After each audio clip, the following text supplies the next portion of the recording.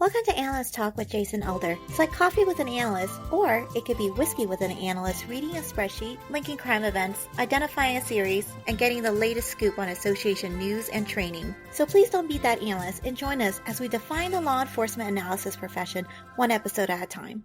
Thank you for joining me. I hope many aspects of your life are progressing. My name is Jason Elder, and today my guest has 4 years of law enforcement analysis experience. She was the 2019 Civilian Employee of the Year for Salisbury Police Department in North Carolina. She holds a Master of Science degree in Law Enforcement Intelligence and Analysis, here to talk about law enforcement analysis in smaller departments. Please welcome Josie Blong. Josie, how we doing? I'm doing great, Jason. How are you? I am doing very well. Shout out to Sheila Dorn. So she named names and recommended that I have you on the show, and here you are. I am here. Excited to be here. All right. So we're going to get into a couple of different topics today. We're certainly going to talk about analysis in smaller departments, as I just mentioned. I do want to talk about your master's degree, and you are one of the few people also that has taken both the FIAT course for IALEIA and then the Foundations of Crime Analysis course for IACA. So I do want to pick your brain on both those training courses. Absolutely. All right. So just as always, how did you discover the law enforcement analysis profession? So it's a fun story. I started out at UNC Charlotte, where I got my bachelor's degree in criminal justice, but it took me a few tries to get there. So I started out as a pre-kinesiology major. I got to chemistry and I was like, you know what? I don't think this is going to be for me. I just wasn't a huge fan. And I started looking at more like public service fields and things like that. I got into a social work class and I was like, all right, yeah, I'll do social work. A district attorney actually came and did a presentation in our class, and they're talking about recidivism and different programs for felons and things like that. And I started asking some questions, and I guess a little bit more controversial questions. And, and he said, after class, I want you to come talk to me. And I said, sure. And I stopped to him and he said, you're in the wrong field. You're not going to hack it in social work. And I just kind of looked at him and said, what do you mean? He was like, you need to go to criminal justice and you need to do it now. You're not going to hack it here. So that day I literally left that class, went straight to my advisor and said, hey, I think I'll try criminal justice now. Yeah. Did he tell you why that you wouldn't hack it in social work? Yeah, he said just by the conversations and the questions that you're asking, he was like, you are geared more to the law enforcement side and enforcement and more crime prevention than you are for social work. And I tended to agree with him. I was like, yeah, I know I don't want to do sworn. And he was like, oh, there's plenty more things to do than just be a police officer.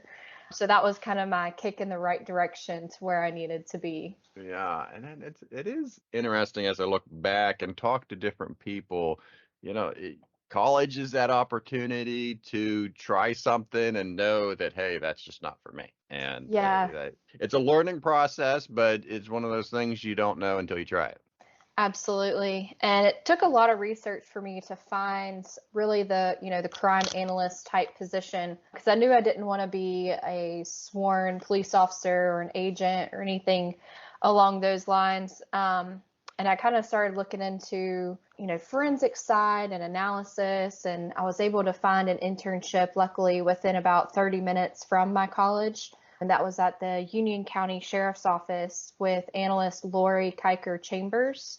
So I spent a semester with her and just absolutely fell in love with the field. All right. So what were some of the things you really liked as an intern? So she really helped me kind of realize it was more than just stats and numbers. She did a lot case support and case investigation, but it still had that academic side of the research and finding answers inside of the data, and really just showing me that you can use your small resources to put them in the right areas where they're the most needed. And for smaller agencies, that's absolutely crucial. Yeah. So when you look back now, what did you learn in that internship that helped you when you became an analyst? So we had to decide on a project that we were doing inside of the internship, and I did mine on juvenile crime and education level. So I looked at all of their juvenile records and was able to discern what their level of education was versus their criminal history. And as you could probably expect, the least amount of years they had of education, the longer or more severe their criminal history was. And that kind of got me thinking, because I come from a family of educators and teachers and things like that. So education has always been something that was pushed in my life and told like, hey, you have to go to school, you have to make good grades. And seeing that there really is that correlation of if you don't do well in school or you're dropping out of school early and things like that, you are more likely to lead a life of crime, especially within that community that I was researching. All right. And then, so how did you go from the internship to Salisbury Police Department? A very long and arduous road. I felt once I graduated, I had a really hard time finding a job. And, my parents at this point were like, hey, you either do that or you work as a waitress or you go work at McDonald's, but you have to find a job. So I started actually in insurance, and that was just not the place for me. But I was very thankful for the opportunity just to have a full-time job, really. So I worked in insurance for a few years. And then I kind of tried to go back to school for like digital forensics, and the program I was actually in got cut. So I wasn't able to finish that. So then I was working 3 jobs at once. I'd wake up one day and be like, where am I supposed to go today? And I finally got my foot in the door at the district attorney's office in Cabarrus County. So I was feeling like, okay, at least I'm in the criminal justice field now. I feel that my education is going to good use, because at this point I only have a bachelor's. And I really loved it there. It got me thinking about the prosecution side and really like working with victims as well. I was assigned to a Superior Court ADA that worked sex crimes and abuse cases along with murder cases, and then just your run-of-the-mill other felony cases.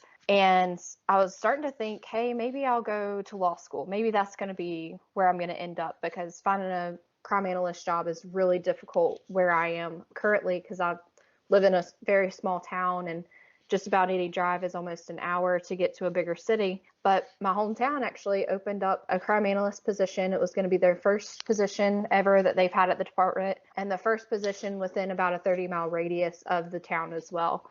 So that's really when I started applying and sending everything in, and it was almost a 6-month turnaround time from when I applied to when I actually started. So I didn't hear anything for a really long time, and I was like, I guess I didn't get picked, too bad, and ended up getting the call the next day after I told my coworker. I was like, I don't think I got it, and ended up getting a call the next day saying that they wanted me for a final interview.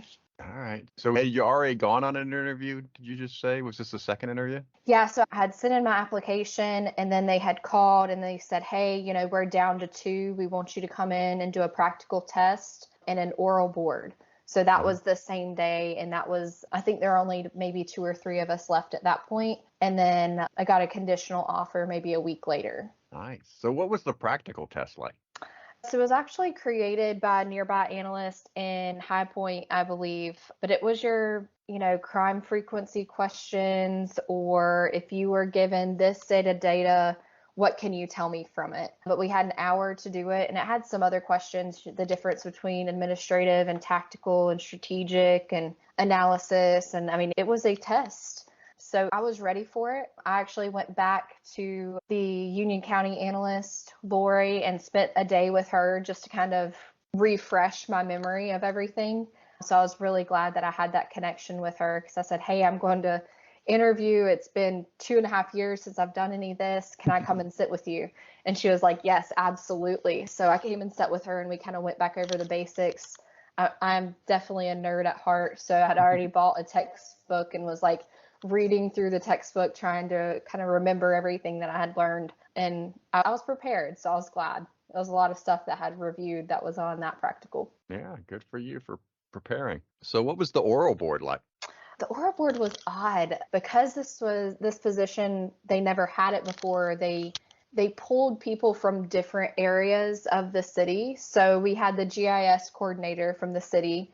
They had an HR analyst. They had an analyst from a different jurisdiction. And then just, I think maybe it was, no, there weren't any sworn officers on it, which is what I kind of thought was odd. But they pulled all these different people in since they were asking questions about mapping and GIS and the analytics side of it. So they really didn't have any kind of in-house experts on it. So they brought everyone else out and they just went down the questions, what does GIS mean? How would you use a mapping system to benefit our department? Now, had you used GIS up until that point? I had not used it personally, but I had sat and watched the lady I did my internship. I had sat and watched her use it. So I knew about it. I knew what it could do. But as far as getting myself into it and doing it myself, I had never done it. All right, that's interesting. And then you were telling me in the prep call, you were talking about this is your hometown, you know a lot of people there, and there was some connection there between somebody that you knew outside the police department and this position, right? Yes. So one of my references, I did not know this at the time. I knew he had worked at the Salisbury Police Department, but I did not know his rank. I didn't know anything about really his career, but we had always had a, social relationship as far as, his kids and my sister went to school together. They were always at track meets and cross country meets. And, I was just kind of the little kid running around. And, as I grew up, he would be like, oh, what are you doing for school? What are you thinking about? And knowing that he was in the criminal justice field, I would meet him for lunch every now and then and just kind of pick his brain. What can I do? What agencies should I look at? And really just kind of leaning on him as a mentor. Once I got the job at Salisbury, I was walking around and I would see his picture hanging in people's offices. And I'm like, this is so weird. Why is his picture up? And they're like, he is a legend here. And I was kind of putting it together and I was like, unknowingly, I used him as my reference and he had such a sway on the department and had such a positive influence while he was there. I was like, I keep saying every time I run into him, I'm like, I just can't thank you enough for how well you represented me. And, you just really talked me up. And I was like, I think that you're the reason I got this job. And of course, oh no, you did that all yourself. I just had a few good things to say about you. So I was like, wow, this leveraging personal relationships in the professional environment really was able to kind of get me a step up ahead. And I'm really glad that I know him, and I'm glad that I was able to use him as one of my references. Yeah. What's his name? His name is Steve Whitley. And what was his highest rank at the department? So they've changed our rank structure a little bit, but I believe he was a deputy chief or something along those lines. And to me, I always saw the very fun and, just laid back personality. But from the stories I hear, he was just a very no nonsense professional. You do what you're expected to do. And he had very high expectations of people and was someone who got results and did things by the book and did them well. Oh, nice. You mentioned law enforcement analysis and the difficulty to get in, and it's so important to have somebody speak for you. And somebody may argue that shouldn't be the case, but I tell you what, the folks are going through these and they're going through a bunch of data, they're going through resumes, and everybody's on paper may look the same.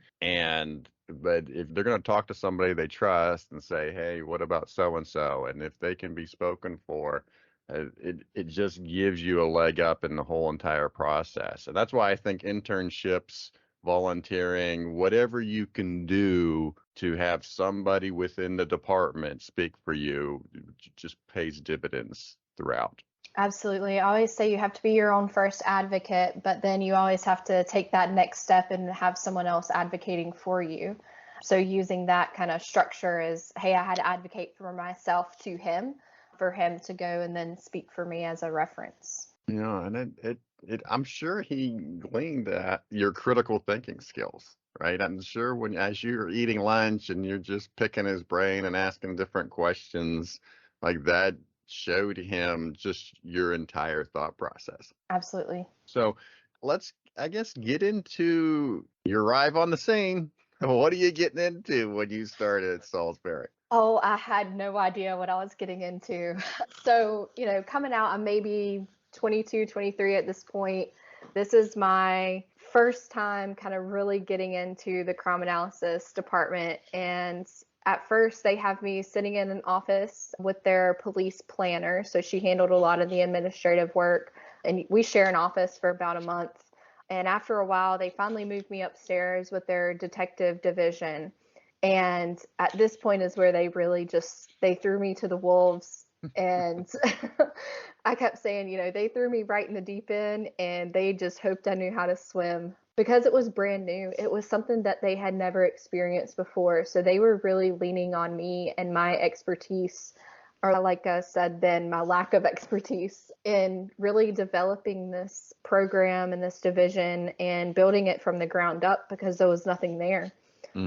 We did have a great assistance from IDEA Analytics through our grant that we had received. We were a project site for, I believe it's the SBI. The BJA would come in and they would say, oh, this is a city that needs help because they're violent crime or resource allocations. And that's kind of how they started learning about crime analysis, was through this assistance program.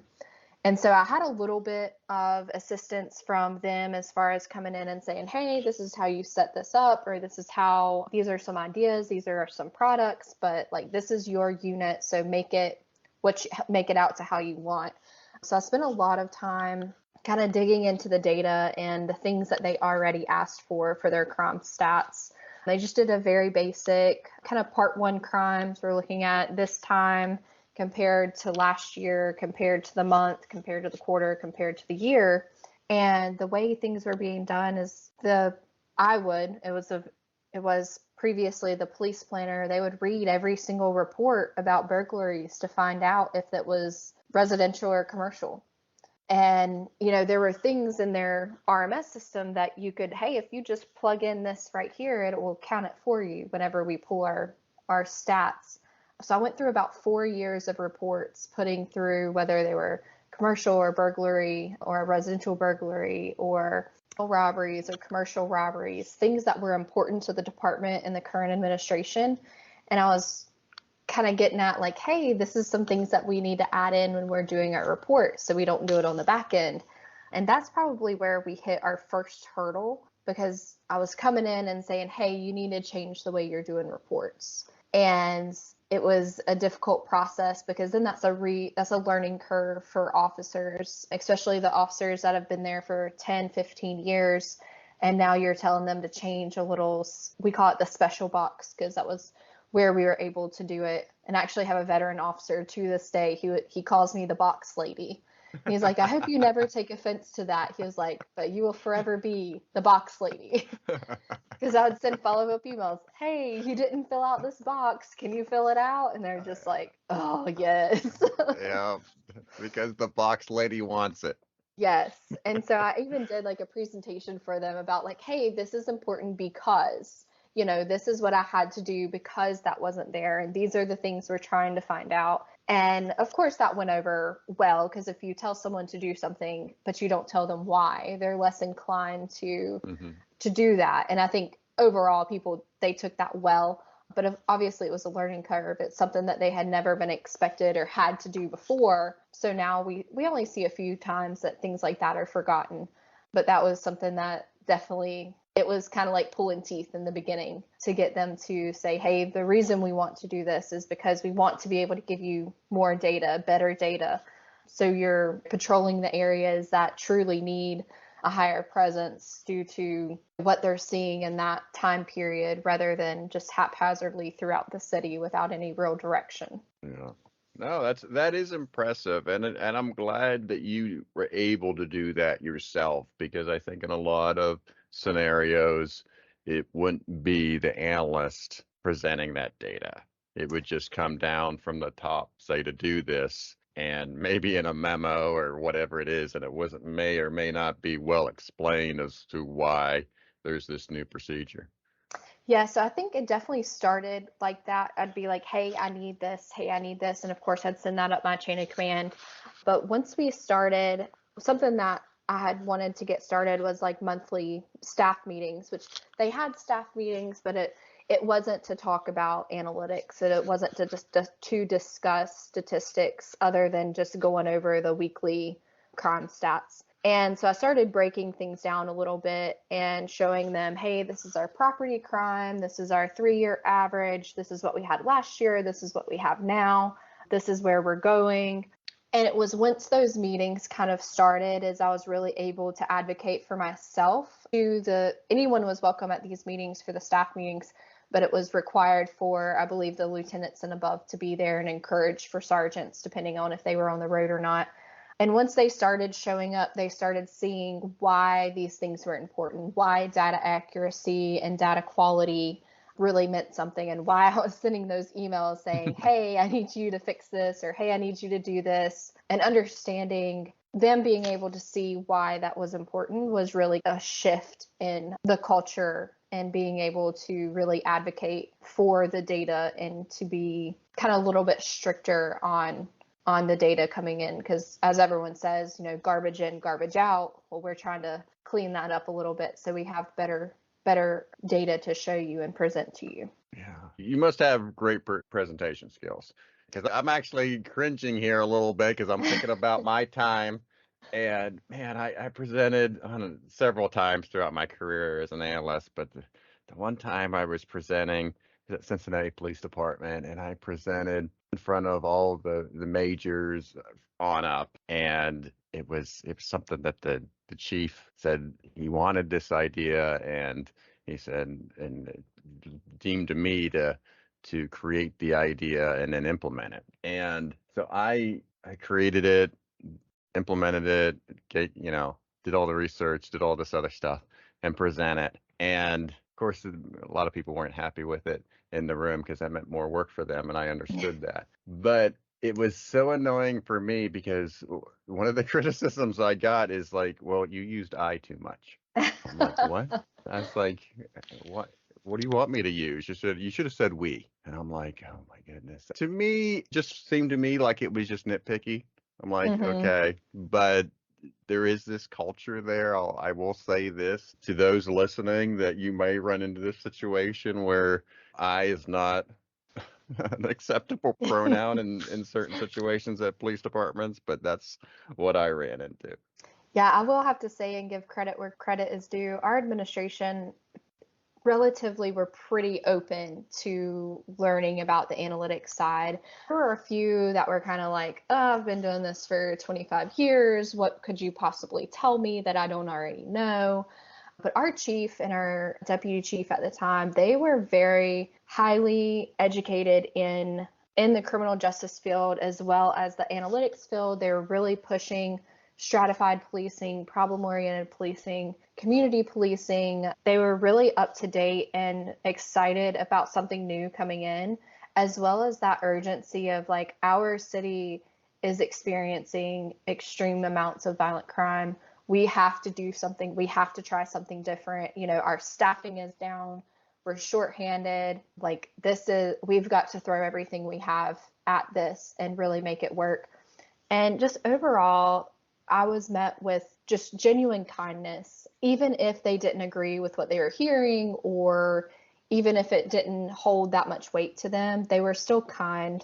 So I really appreciate kind of the way that they treated me and brought me in, especially in the beginning, because I was my own advocate and I had to kind of stand my ground and put my foot down a few times, be like, nope, this is what the data says. I know this is not what we want to hear, but this is what it's showing us. And overall, I think that kind of gained their respect also, is like not just falling towards the, oh, okay, well, we'll look at it different, or maybe there's a different way I could pull it, or things like that. Is just keeping your ethics at the front, is that this is how you pull data, this is why we pull it this way, and always being able to explain that, because then some would go back and try to like pull their own data and be like, oh, well, I'm getting this. And going head to head with a lieutenant or a captain and telling them like, no, you're wrong, I'm sorry, was definitely nerve-wracking the first few times. That is so incredibly annoying. when someone's going to argue over, a handful of records, and you as an analyst have to go through and spend all that time going through just to figure out like, oh, well, I counted this and you didn't count that. But, at the end of the day, we're off by 5 in a month. And it is, Right. that's super annoying.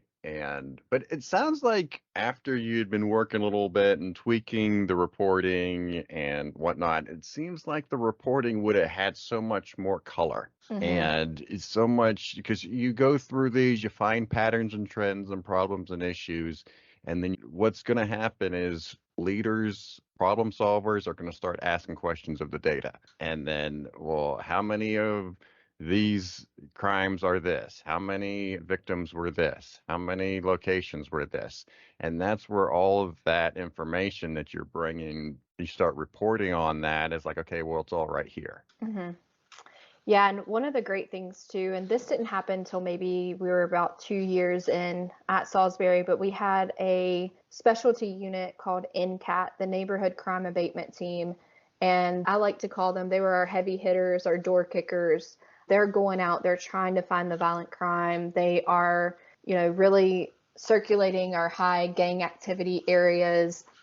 They're running to our hot calls and taking them over. And after a while, we started holding bi-weekly crime meetings. So every 2 weeks, we'd have a report, a short, like 15-minute report about violent crime for the last 2 to 3 weeks, just depending on what kind of our time frame was looking at, where it was happening, who was involved, and just kind of getting into the nitty-gritty for just that 2 weeks. And then they would actually change their schedule based on what we were seeing in the last 2 to 3 weeks.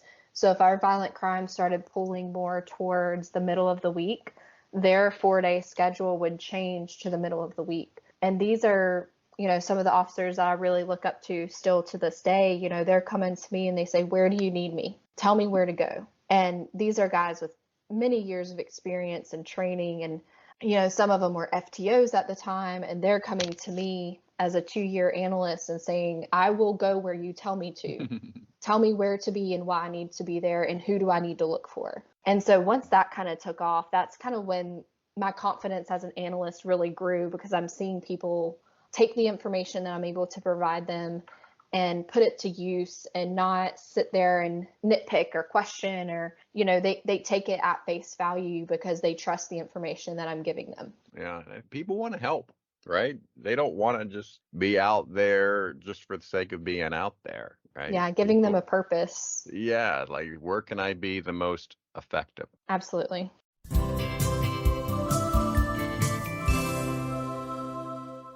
Hi, my name is Rhea Gerstenkorn, and my advice to you is to not be that analyst that people refer to as to what not to do.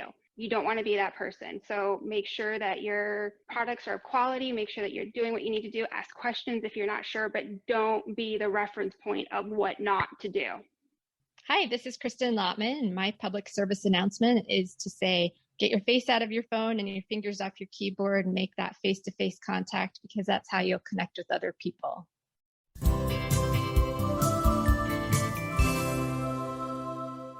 This brings us to your analyst badge story. And for those that may be new to the show, the analyst badge story is the career-defining case or project that an analyst works. And for you, it's a tragic event of a college basketball shooting.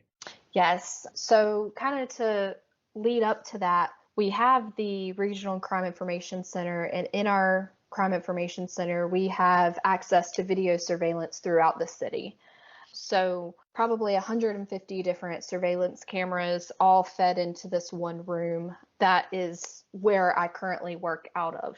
So a couple years, actually it was last year, I believe, we get a call that there was a shooting in progress at a local college. And a lot of this is still under investigation or still in trial. So there's some information that I can share, what's been put out in the newspaper, obviously. And at this time, it is a high school event that is being hosted at the college. So all of the basketball teams in the county are having this, they call it the Christmas tournament or the Sam Meyer tournament. So there's probably 500-600 people there from all around the county. and the call comes out that there's been a shooting and multiple people are hit.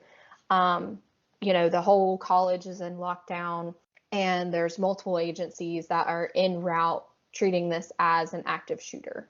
I had multiple of my players. I was a softball coach at the time. A lot of my girls were playing basketball or they're there watching. Thankfully, I was not there. My family was not there watching because we normally do go to that every year. And, it just immediately turns into emergency management mode pretty much. I was only a week out from shoulder surgery, and my associate analyst that was also works in the center, she had COVID at the time. So we are both down for the count. But my lieutenant at the time calls me. He says, "Is there any way that you can get here? Because we need all hands on deck." And at the time, I'm like, I can't drive, but let's see what I can do. And my husband was able to drive me up there, and it's about 9 o'clock. We're actually following in another officer that's coming from the same direction. So we're just on his tail coming through the city. And I get dropped off. I'm in a sling. I can't carry things. I can't open the door. But we get there and we start going through, what do we know about our victims? What do we know about the suspects? Do we have any camera footage in the area? Our digital forensics guy was actually on scene at the college pulling video surveillance and sending it to us. It turned out there was an altercation that happened in kind of the lobby area where the concession stand is. And as we so typically see here lately, especially in our community, a fight starts. And then shortly after that, a gun's pulled and shots are fired. I believe about 10 to 12 rounds were fired and only 2 juveniles were struck, which they recovered and ended up being okay. But obviously created absolute mass panic. They the intended target? The group that was fighting, but I do not believe that they were the intended target. Okay. So they're I believe they were bystanders. Correct. And so these folks shooting at each other, did they know each other, or was this just one of those things that they're standing in line and they start fighting and one thing leads to another and then it's chaos? Yeah, they were definitely familiar with each other. Where I'm from, it's a very small town, and our gang structure is a little bit different than what you would normally see. A lot of these kids, they go to school together, but they may be in different gangs, or they're in different gangs, but they live right next door to each other. And so there's even that personal connection of, we played basketball together and we grew up together and we're friends, but now we're in opposing gangs. So when it comes to gang activity, we're against each other, but you may see us hanging out, at the basketball court on Friday night. So it can be very odd, can be very confusing, because there's not that clear line in the sand of you do your thing and I'll do mine. Those relationships kind of intertwine themselves. So once the investigation really got kicked off, I started getting texts and calls from my high school kids that were there, my players, my athletes, and they're sending information in. They're saying, "Hey, I heard it was this person. Hey, I heard it was this person. Hey, I have a video." And so I'm going in and I'm already laying out for them, "Hey, we've got video, we've got possible suspects. Is this matching anything that we're pulling?" And it did turn out that one of my players was able to send me a name that it actually ended up being correct. So we spent about 40 of the 48 hours in that center together, and there were 2 different shooters. We were able to get them in custody within 48 hours. A lot of open source research went into this, a lot of video surveillance, kind of tracking cars through the city, saying, "Hey, we saw this car leaving at a high rate of speed. Was it just a concerned parent and fan trying to get out of there, or was this someone that had something to do with it?" There are definitely a few vehicles that we were able to track through the city and say, "Okay, they're parked over here. Let's go see and get out and talk with them, or get a reason for the stop so we can get out with them to see if they had anything to do with what was going on at the college." And so that's fascinating. And you're doing this all with a bummed wing. Yes. Right. So because that was like one thing I was thinking, I was just like, you can't type correctly. That would be so annoying to me that I want to be searching all this stuff in the databases. But, and it's also fascinating the connection that you have, right? This isn't, yes, you're dealing with all the police data that you have at your disposal once you get there, the cameras, the databases, but then it's the people that that go to this school. on a personal level that help with this investigation? Yeah, leveraging personal relationships, being from a small town and then subsequently going and working for the second largest police agency in this small county has really been a benefit for me because I'm able to lean on that relationship that I have with people and use that in the professional environment, whether they just feel comfortable talking to me or I've grown up with their kids or I went to school with them.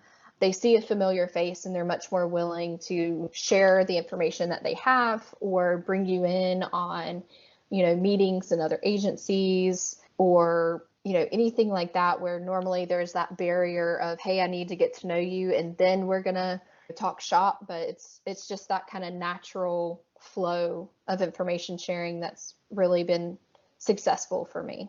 It was a massive team effort, a lot of collaboration between other agencies, a lot of pulling people off the street and saying, hey, for now, you're going to be attached to the detectives and you're going to do whatever they need you to do. And our center became the hub for this investigation. So if people had information, they came to us, they shared it. We kind of vetted that information and then passed it along to investigators, which is a lot of our job duties is people will send us things and it's going to be our job to say, okay, what's legitimate information, what needs to be passed on, what's urgent, because people kind of come to us first before finding the investigator. So I say sometimes we're like just a little networking center because they'll come in and we're like, oh, nope, you need to go talk to this person. So we send them on that way. The other analyst, she was able to do a lot of social media monitoring. She had COVID at the time, so she was obviously stuck at home, but was able to do a lot of social media monitoring from there and provide us a lot of useful information too. Yeah, nice. And I was just thinking, with you working so much when you were supposed to be off, I mean, that gives you a lot of department cred, right? Yeah. People are like, yeah, she came in on her day off and has Yeah, got a they're like, bummed wing. So that's pretty impressive. yeah, they're definitely like, aren't you supposed to be at home? Yes, I was Yeah. supposed to be at home. Yeah. And even the other analyst that's doing the thing at home, helping out. I mean, that should be applauded as well because it is a team effort and there's various ways to be helpful. Yeah, absolutely. So then, with the information all coming in, for every one good tip, you probably have 100 that aren't. Like that's Right. just there's a lot of noise, but that's what analysis is. It's cutting out the noise and focusing on what's really important. And in this case, that's what these centers are really for, is when stuff happens that there's a coordinated effort and you find out you have a data flow and you try to make sure that everybody is on the same page and you try to work through all this thing because there's a lot happening at once and you have to have a little bit of organized chaos, right? Yeah, I think organized chaos is the best way to put it. Our center typically becomes kind of the hub for any kind of major incident. And we started having to put special protocols in place of like when something kicks off, what are our roles? And we were able to get our lieutenant to get on board of buying us some noise canceling headphones with two analysts in the center. One will kind of take charge of information coming in, the phone calls, the questions, and the other person will put on their noise canceling headphones and they're cranking out a bulletin. They're putting it together, sending it out. And that was some of the things that we really had to work through the first year that we were open as the information center was, how do we handle this stuff? Because we have so many people coming in, so many people calling our phones, asking questions, trying to get information that one of us wasn't able to stop and get the information out at a regional base. And that's where we came up with our protocol. Is pretty much like, if you aren't the investigating detective and you are not a member of the administration or the sergeant over the violent crimes or things like that, then you weren't allowed in the room. That this is kind of like restricted access, that we do not need 12 people coming in. Hey, can I look at the video? Hey, can I see the video? We'll call you all in at the same time. You can look at it, you can ask your questions, and then you can get back out on the road and do what you need to do. So there's definitely been some learning curves and growing room that we've had to take a step back and say, hey, how could we do this better? because the last time this happened, it did not work.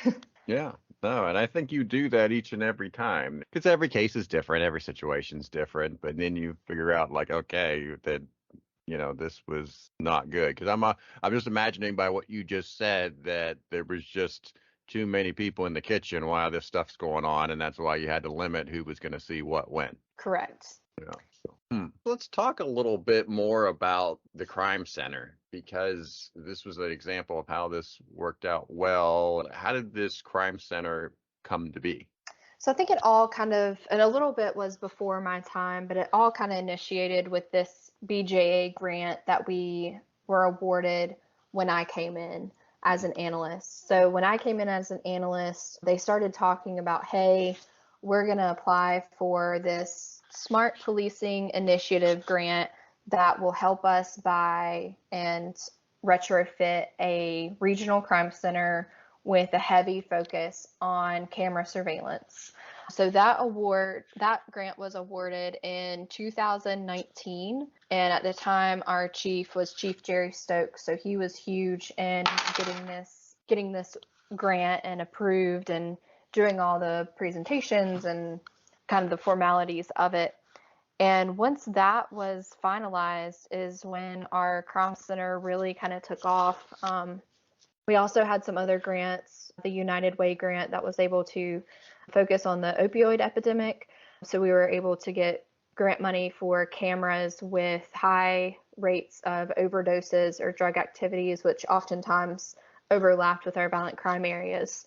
And we were slowly able to roll out more and more cameras. Our camera footage is saved for 30 days. We treat camera footage similar to body cam footage. So it's required for a court order or subpoena for the public or anyone to get access to it. And we did a lot of public-private partnerships as well. So housing complex, they say, hey, we'll go half and half with you on the cost on these cameras and you guys can have access to them. So we have probably 4 or 5 different housing complexes within the city that have cameras and we have access to. From there, it was also the bigger part of it was really kind of the analyst side of it is, yes, we have all these cameras, but there's also these analysts here for your resource as well, because there's about 11 other jurisdictions within our county. Obviously, we only work for Salisbury Police Department, but we do a lot of collaboration with our sheriff's office and with other agencies that don't have the resource of an analyst. So they will come to us and be like, hey, we need to know everything that you have on this person. Are you able to help me out? And even though we work for Salisbury, now we're transitioning and we're working with the sheriff's office or we're working with the Granite Quarry Police Department. So we always say that, our paycheck comes from the city of Salisbury, but we work for everyone. Yeah, got to keep the sense of humor in your job. Yeah. So with Salisbury, though, I don't know if it's a unique situation or not. You were talking about it in the prep call, and it got me thinking. It's like, I wonder how many other jurisdictions are like that, because you mentioned that Salisbury only has about 36,000 people in it. Correct. And yet it's a smaller jurisdiction, but has a bigger crime problem per capita, mainly based up to where it's located. So just for the audience, to give them an understanding of why this smaller jurisdiction would have got so much grants, I think that'll help folks understand. Yeah, so Salisbury is kind of uniquely positioned between some of the biggest cities in North Carolina. We are a 45-minute drive to Charlotte, about a 50-minute drive to Greensboro, and about a 45-minute drive to Winston-Salem.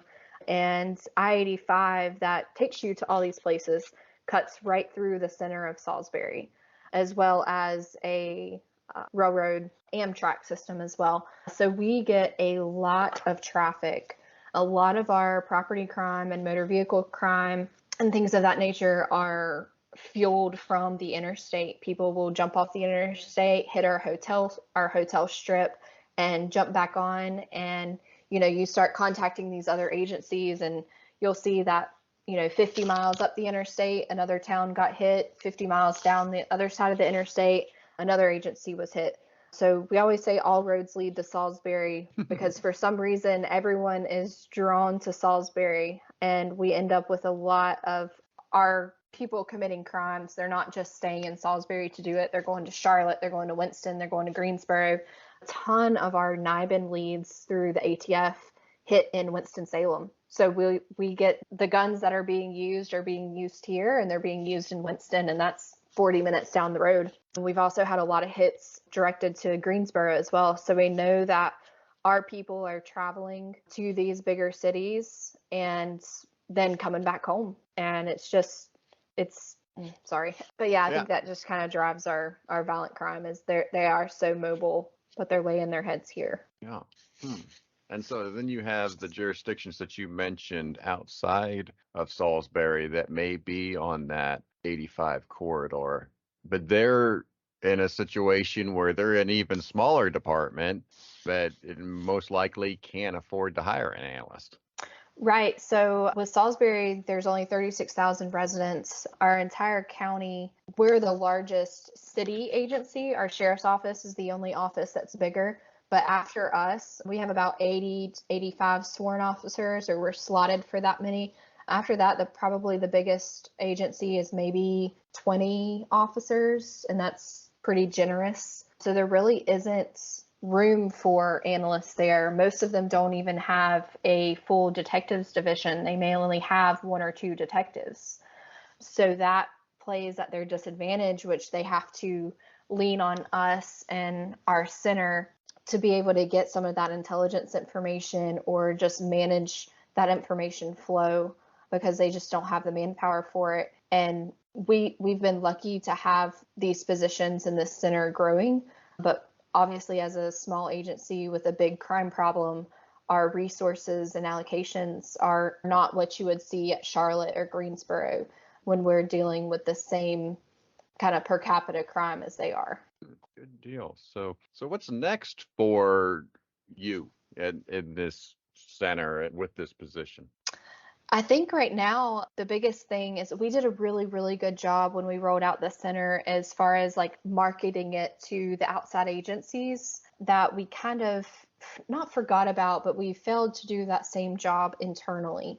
So even though people knew about it, they weren't quite sure what we were doing up there, because, we're behind a locked door and it's not like freely you can just walk in and walk out of it. So I think this year we're really trying to focus on getting our own officers more involved with the center. And that comes through video surveillance requests. Hey, I had a crime that happened here. There's a nearby camera. But taking that a step further and getting them more involved in what's going on in their zones and the questions that they want answered.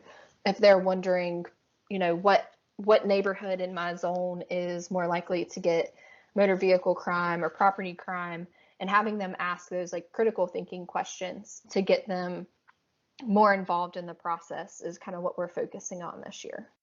All right. And what did you do to receive the Civilian Employee of the Year in 2019? So that was my first year, or my first, I think, 8 months at the department. So that was just the initial like crime analysis push, getting everything rolled out and getting everybody on board. So that's kind of being thrown into the water, but they threw me a life vest eventually. All right, good deal. All right, let's talk about your master's degree now, and Michigan State. And you just finished it last May, and I find it fascinating. It's a Master's of Science in Law Enforcement Intelligence and Analysis. So just to give us the highlights of the program. Sure, yeah. So go Spartans. So what kind of got me leaning towards Michigan State was the FIAT class, and I'm sure we'll talk about a little bit later. That was in Georgia. One of the teachers there was Sheila Dorn, and she was actually a professor with that program. So when I started looking at master's programs, I didn't want to do just a blanket criminal justice, because I don't need to know how to run a police department, because I'm never going to be a police chief or, those types of things. I was like, I really want to narrow in and focus in on this law enforcement intelligence and analysis side. So I was able to find Michigan State. I heard great things about it. And obviously with, some of the great minds such as Sheila Dorn and Dr. Carter running that program, I was really just drawn to it. So I started applying and got into the program, and it was really great. It focused a lot on intelligence writing and intelligence products, how to use those resources, how to really dig in and certain situations and resource allocation. I did take a few crime analysis classes as well, and advanced crime analysis classes, which focused a lot using Excel as your main product, and as well as the ARC Pro mapping. I took that with Professor Kathleen Gallagher. The classes with Professor David Carter were also they were incredible. He is, a pinnacle in the crime analysis field, and being able to learn under him was a true privilege. I really enjoyed the program. It took my analysis writing and intelligence product writing definitely to a whole nother level, kind of digging into that information and being able to put plans together for how you would respond.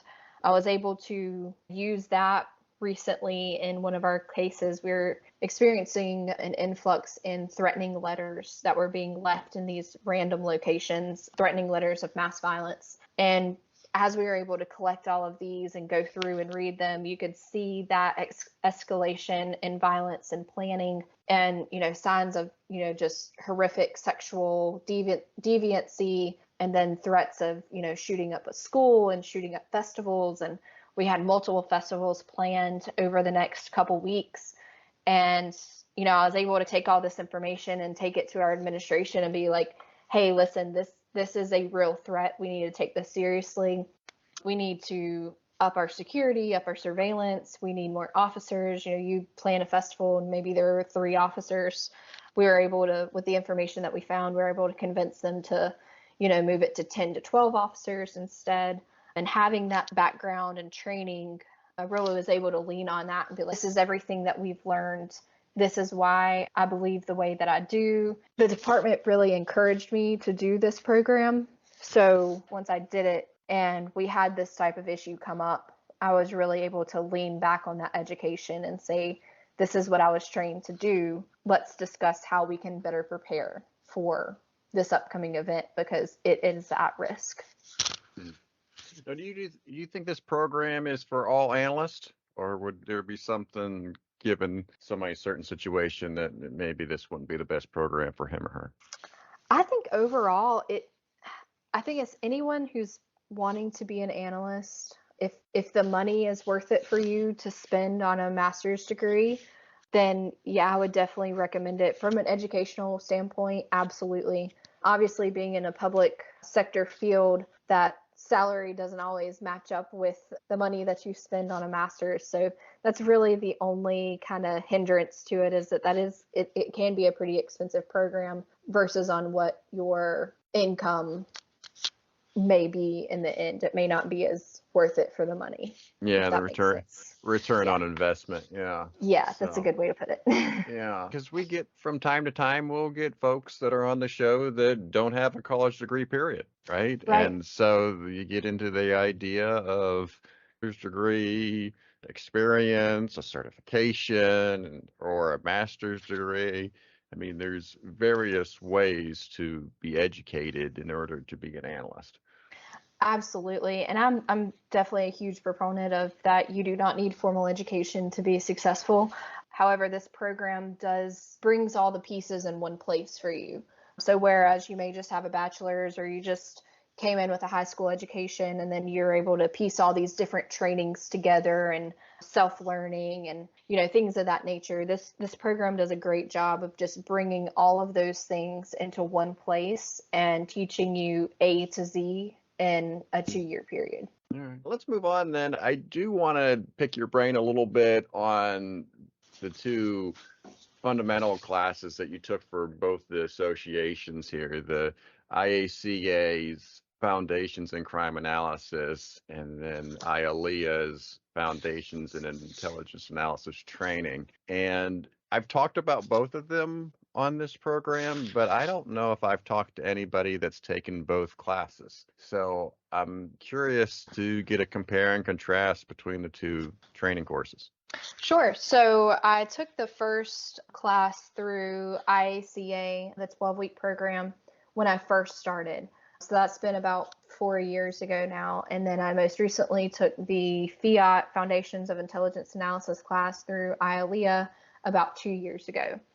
Starting with the crime analysis one, it's a great program for beginners. It's people that are just now getting their feet wet in the crime analysis field, which that's what was recommended to me, is that, you know, I knew a little bit, and then this would help me with a solid foundation. A lot of the pushing factors behind doing these classes for me is I want a solid foundation for me to grow and expound upon. So the crime analysis one, it's very straightforward. You're doing a little bit of criminal behaviors, linking crimes, the forecasting, had a little bit of mapping mixed into there, as well as your basic statistics, and introducing you to the different types of crime analysis. I absolutely recommend it for beginners. I am not one that absolutely loves online classes, so it can be a little dry, which is why I enjoyed the FIAT class more, because it was an in-person program, and that I just tend to learn better in person. Mm-hmm.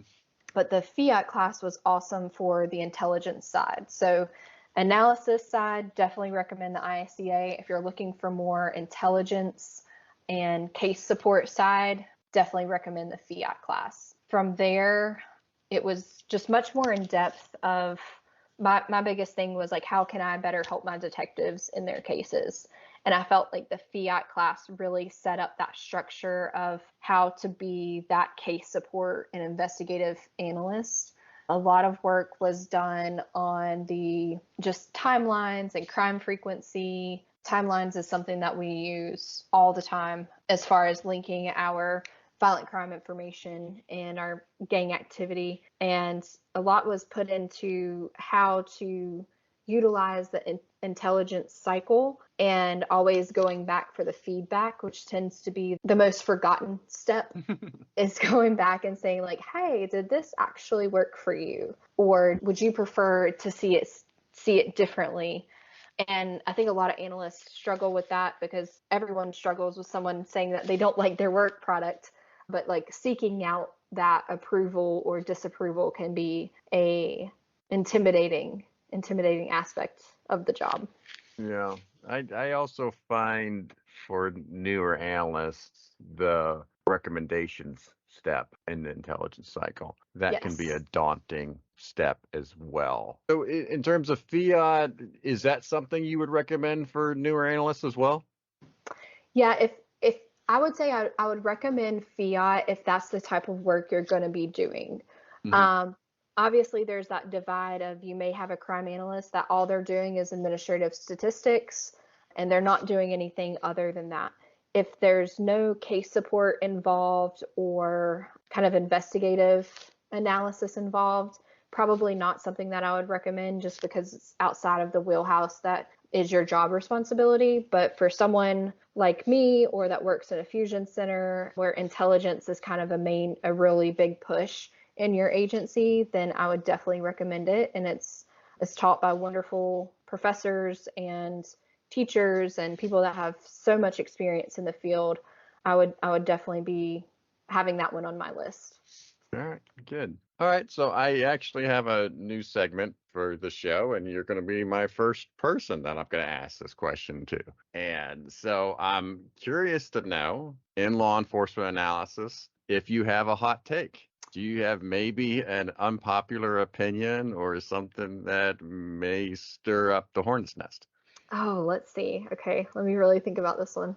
I think maybe my hot take would be, maybe it's not much of a hot take, or maybe more of like what I want to see be done better. A lot of these agencies, or a lot of these associations that do classes, it's kind of based off of these huge agencies that have such high amounts of like people and crime that it's not relatable for smaller agencies. And so you get these resources and they're like, oh yeah, you just need this, this, and this, and your in is like 3,000. You're like, I only see 30 vehicle break-ins a year, so it's kind of difficult to take some of these big ideas and scale them down. And I think that's where doing a disservice to the smaller agencies of there's all these big, great ideas, but they're not always scalable. So seeing more scalable information for smaller jurisdictions with unique crime problems. Yeah, I was just talking with somebody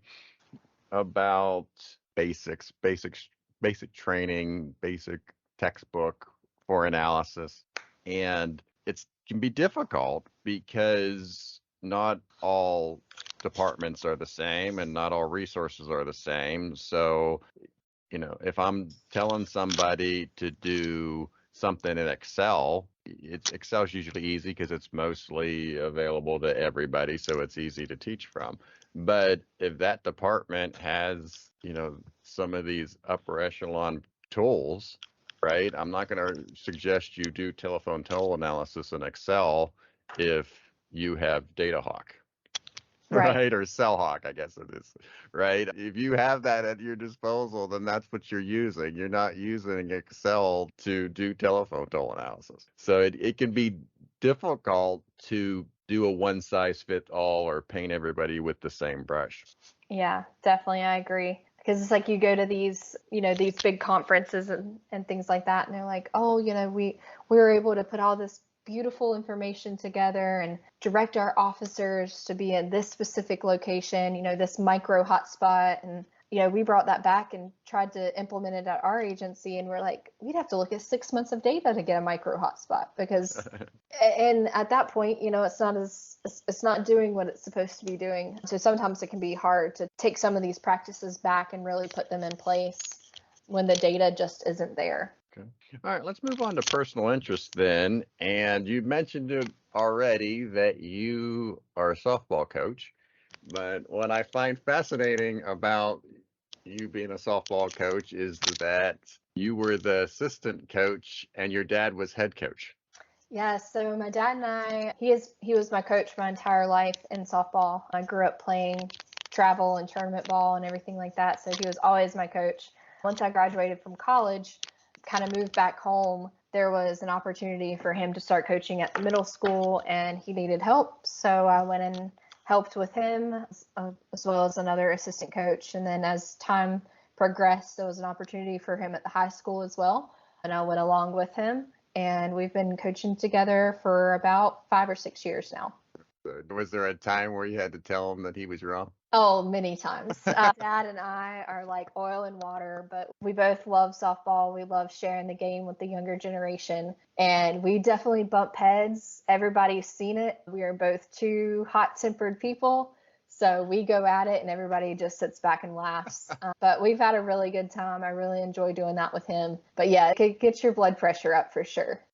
And I give it to you with that travel ball. I hear folks talk about whatever sport it is and traveling, all the expense and trying to coordinate all that, the time and effort of being in a travel league. It's impressive of what you all have to do. Yeah, it's something I really enjoyed as a kid. I mean, I was playing just about every weekend from the time I was about 6 years old to about 18. And as much as, effort and time that I sacrificed for it, it's some of the best memories. So, and taught me a lot, keeps your head on your shoulders and, you have to be disciplined and determined. And really a lot of things I took from playing at the travel level and, playing for my dad and then taking that and using it in a professional environment as far as like my work ethic and always being ready and willing and adaptive. And it definitely made a difference in my life. Yeah. So you mentioned also that you had shoulder surgery. Was the shoulder surgery due to softball? Probably. I have really bad luck when it comes to any kind of like injuries and things like that. So I've actually had 2 knee surgeries, shoulder surgery. I've had 5 concussions and 3 broken bones. So if it's happened, I've done it. I'm no stranger to a sports injury or just plain bad luck. I had a friend of mine that got a concussion, and he said he didn't feel right for over a year. Yeah, so that's something that my dad and I are both very passionate about as far as sports concussions and protecting athletes. He is probably one of the strictest coaches when it comes to any kind of concussion protocol, or even if you just think you hit your head. because it did have a lot of life-changing effects on me. I got 3 concussions kind of back to back to back within about a year or so when I was in middle school, and it caused a lot of issues as far as just like migraines and vision tracking symptoms and things like that, where once I got older, just still saw some subsequent issues from that. And actually a concussion is what ended my softball career my senior year of high school, because after that they're like, it's too dangerous. It's not worth what the outcomes could be if you got another one. And just, kind of putting my health and my body first is why I ended up stepping away from the sport. Oh man, well, just like anything else, you found a way to still be involved.